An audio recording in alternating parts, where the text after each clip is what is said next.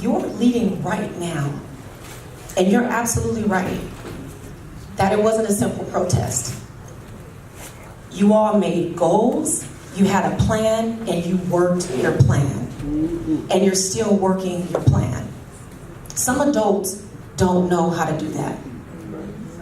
But I was there on the stairs of the La Mesa Police Department before you all arrived, when you walked from Helix. And I heard the lieutenant say to all the news media there that they would not even consider taking him off of his job. They were not even considering the option of putting him on leave, unpaid or otherwise, and certainly not suspension.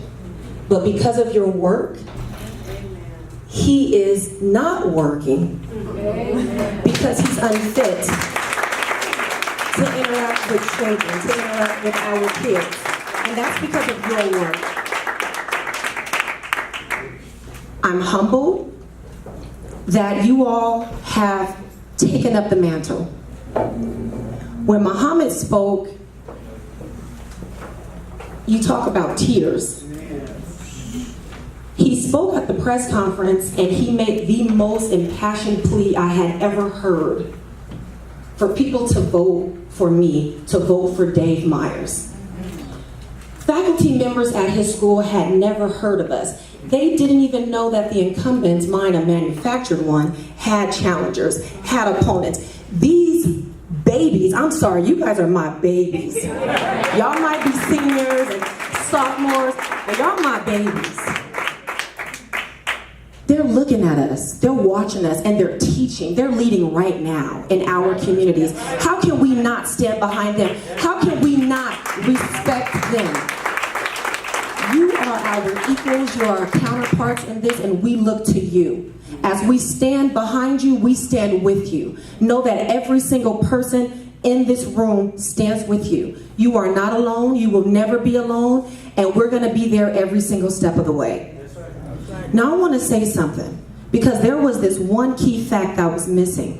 Every time someone talked about what happened to Bree, she was a young lady who was also handcuffed at the time of being body slammed by a academy-trained, grown man with a badge. And what stuck out for me was actually a lot of things. But the first thing was that the officer involved had no clue someone was watching and videotaping. So he lied. And he lied on Bree. And he said that she tried to pull away and she used force. And he didn't say he used force. You should have heard the words he said to sugarcoat it and make it all rosy. But we saw what happened, and if you didn't, go and look at it. Because this is how officers with badges are interacting with our children. Every day. Every day. Someone had footage, and thank God someone had footage. But does that footage mean anything to our district attorney? No.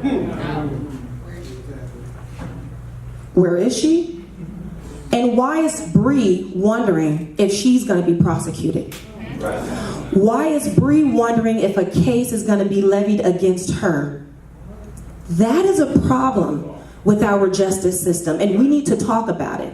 Because when we're talking about protecting our power, protecting our children, protecting our communities, that should not even be a thought that Bree should be a defendant in someone's case.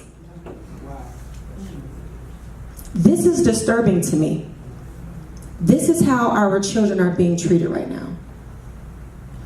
We need to know if there's going to be an investigation from the district attorney's office into the misconduct of the officer, not whether Bree is going to have a charge or a case levied against her.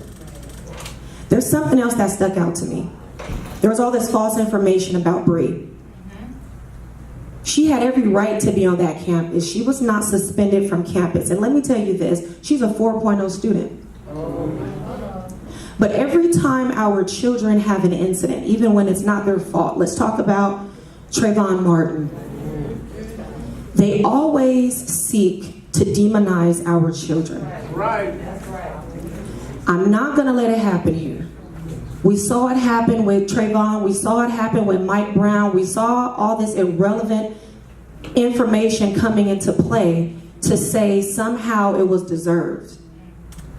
We don't have to look far at other states because it happened right here. When we talk about Alfred Olongo, what the DA's office did there was to demonize him and use a picture where they zoomed in on a vape pen to make it look as if we were staring down the barrel of a gun when they knew that it was not a gun. But this is how they will portray us and our children.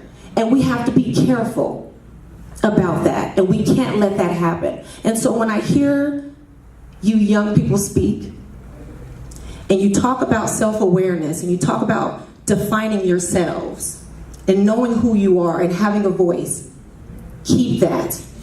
Because we have to change the current state of affairs.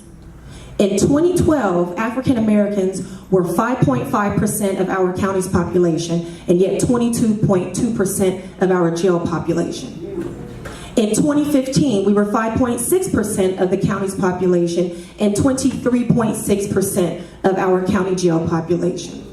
Right now, 1 out of every 10 black men in their 30s will be in prison or jail on any given day. African American women are incarcerated 2 times more than their white counterparts. This is what we're dealing with. We have an opportunity for change, and I'm hoping that we all step up, because things cannot continue the way that they're going. We refuse to go back. We won't go back. And we're going to stand up. We're going to rise together. We're going to have solidarity. And we're going to back our children. We're going to back our babies. Know that. I'm so proud of you.